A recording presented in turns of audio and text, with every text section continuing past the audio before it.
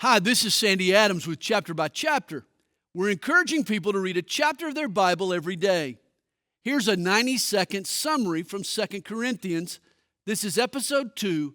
We hope it whets your appetite and causes you to read the whole chapter. Love sometimes hurts, yet a true friend cares enough to correct his brother. Paul loved the Corinthians, but he could never gloss over their sin. In 2 Corinthians chapter 2, Paul explains his reason for writing this letter. Paul's first letter to the Corinthians had condemned their tolerance of blatant sin. They had ignored an incestuous relationship engaged in by one of their members.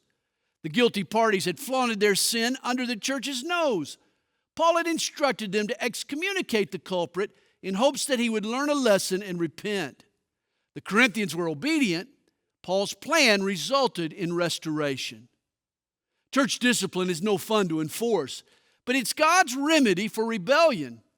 Paul was quick to judge sin, but he was just as quick to extend forgiveness to the repentant sinner. When the backslider returns broken, it's time to forget, and restore him to the fellowship. Satan will condemn after God is forgiven. Let's not play into his hands by withholding our forgiveness from a repentant prodigal. When a Roman general won a military campaign, he would parade his plunder and prisoners through the city streets of Rome. The smell of incense would saturate the air.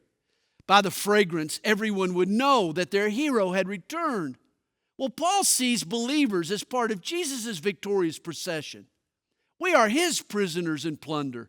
Our lives are the perfume that scents the air with the message of his triumph.